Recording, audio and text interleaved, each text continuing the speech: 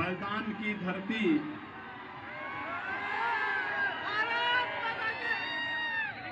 गोधरानी जनता ने मारा जय श्री राम। भारतीय जनता पार्टी के जिला के अध्यक्ष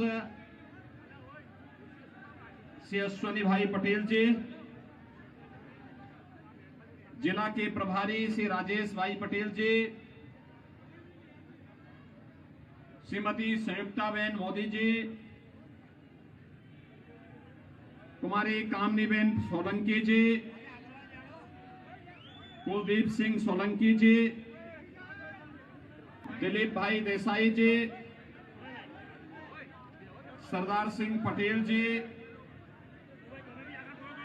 श्रीमती सुनीताबेन बारिया जी, श्री संजय भाई सोनी जी, राजेंद्र सिंह चौहान जी, गोधरा विधानसभा क्षेत्र से जुड़े हुए भारतीय जनता पार्टी के सभी पदाधिकारी और भारी संख्या में आज यहां पर उपस्थित गोधरा के सभी मतदाता भाइयों बहनों, राम भक्तों के बलिदान की इस पावन धरा को मैं कोटि कोटि नमन करता हूं। इस जनपद में पवित्र शक्तिपीठ पावागढ़ सनातन हिंदू धर्म की आस्था का प्रतीक है और भाइयों बहनों, 500 वर्षों के बाद पहली बार ध्वजा का वहां पर फहराया जाना, यह भारत की आस्था के प्रतीक का, भारत की आस्था के सम्मान का यह सबसे बड़ा उदाहरण है। और इसीलिए इस अवसर पर आज के इस रोड शो कार्यक्रम को आप लोगों ने जो उत्साह दिखाया है, मैं इसके लिए आप सभी गोधरा वासियों का हृदय से अभिनंदन करते हुए इस धरा को कोटि कोटि नमन करता हूं। भाइयों बहनों, गुजरात विपरीत परिस्थितियों से जूझते हुए आगे बढ़ा है, देश को एक नई प्रेरणा दी है। नेतृत्व विषम परिस्थितियों में नेतृत्व देने की क्षमता अर्जित किया है और ये पहली बार हुआ है गुजरात की धरा ने देश की आजादी के महानायक राष्ट्रपिता महात्मा गांधी थे, तो भारत की धरती के एकीकरण के शिल्पी लौह पुरुष सरदार वल्लभ भाई पटेल भी इसी धरा धाम की, इसी माटी की देन है। भाइयों बहनों, सरदार साहब के दृढ़ इच्छा शक्ति के सामने जूनागढ़ के नवाब को नाक रगड़नी पड़ी थी। हैदराबाद का निजाम जो घुड़की दे रहा था, उसको भी हैदराबाद रियासत को भारत गणराज्य का हिस्सा बनाना पड़ा था, अन्यथा उसने पहले ऐलान कर दिया था हम भारत गणराज्य में शामिल नहीं होंगे। सरदार साहब ने कहा था कि ठीक है, चिंता मत करो, मैं वहीं आके इसको शामिल करवा लेता हूं। भाइयों बहनों, जब कांग्रेस की भ्रष्ट विश्वासघाती राजनीति ने देश की जनता के सामने अव्यवस्था और अविश्वास का माहौल पैदा किया, तब गुजरात ने ही आज के यशस्वी प्रधानमंत्री श्री नरेंद्र मोदी जी को देश की कमान सौंपने की व्यवस्था दी थी। और भाइयों बहनों, आज आप सब जानते हैं, हर गुजरात का वासी और हर भारतवासी इस पर गौरव की अनुभूति करता है कि भारत के यशस्वी प्रधानमंत्री श्री नरेंद्र मोदी जी जिस विश्वास के साथ देश का नेतृत्व कर रहे हैं, वह न केवल वैश्विक स्तर पर भारत की प्रतिष्ठा को बढ़ा रहा है, बल्कि एक सुरक्षित, समृद्ध भारत की परिकल्पना को साकार करने के लिए निरंतर उनके द्वारा नित नए प्रयास किए जा रहे हैं। आज देश अपनी आजादी का अमृत महोत्सव मना रहा है। भाइयों बहनों, आजादी के अमृत महोत्सव वर्ष में इससे बड़ी गौरव की बात क्या हो सकती कि हर भारत के घर, भारतीय के घर में प्रधानमंत्री मोदी जी ने भारत के आन बान शान के प्रतीक तिरंगा को उसके घर में फहराने का काम किया और देश की आजादी के अमृत महोत्सव में प्रत्येक नागरिक को शामिल किया।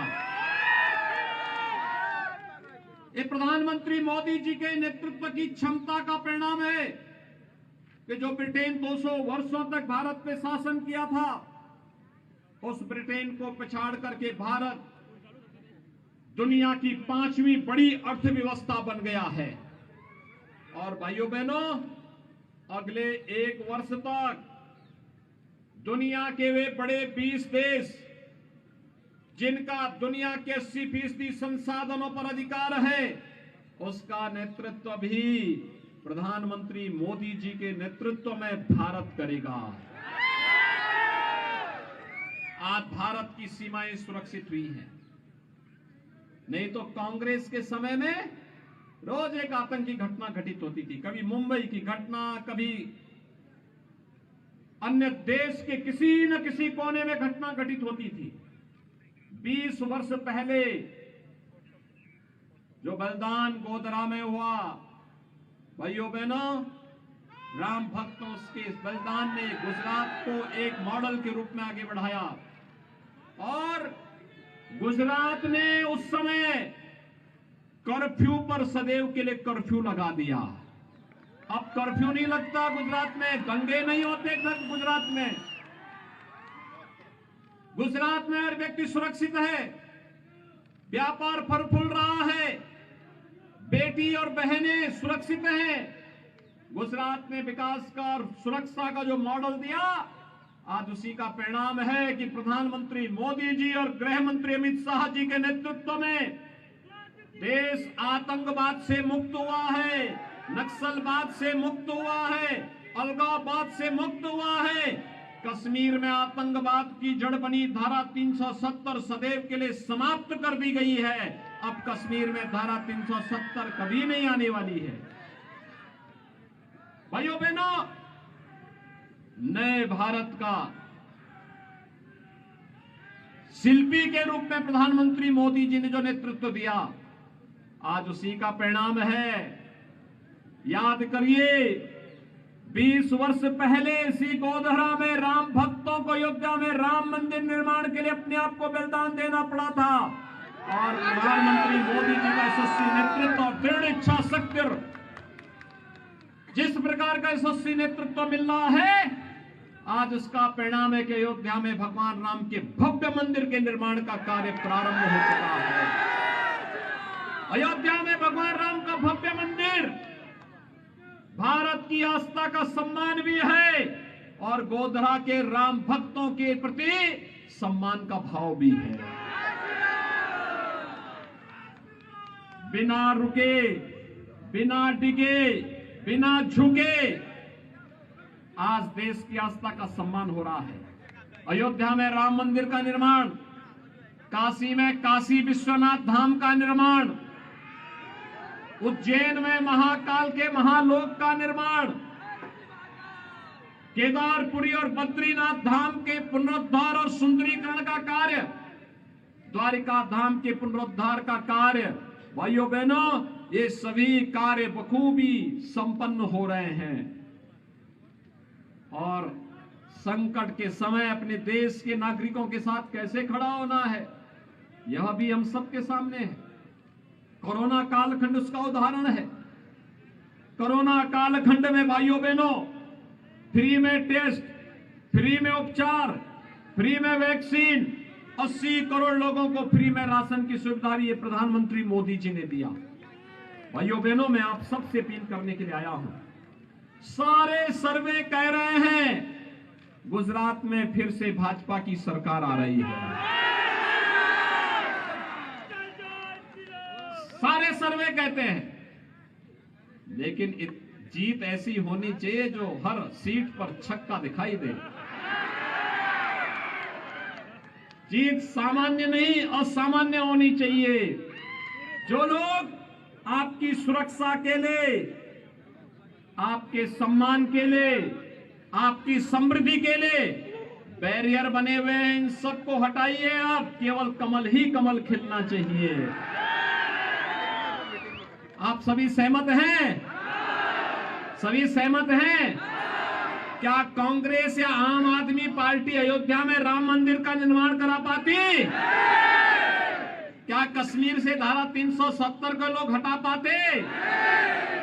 भाइयों बहनों, ये तो देश के विकास के बैरियर हैं, इनसे कोई उम्मीद मत करिए।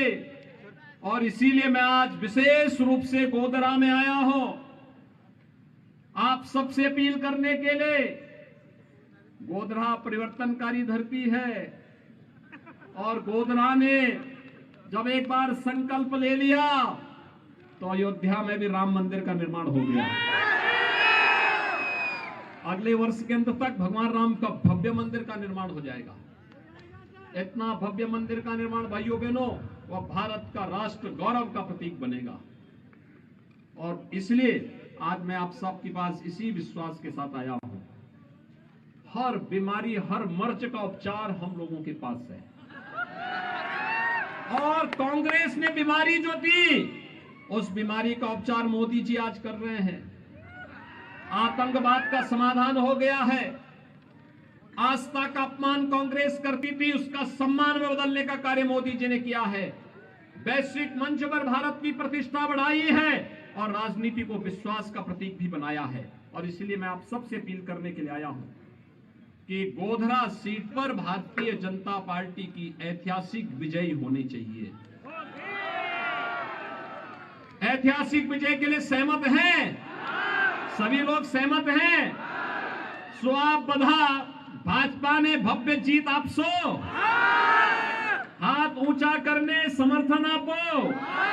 उधर भी छत के ऊपर भी जो खड़े हैं उनके भी सबके हाथ खड़े होने चाहिए। मेरे साथ बोलेंगे, भारत माता की, भारत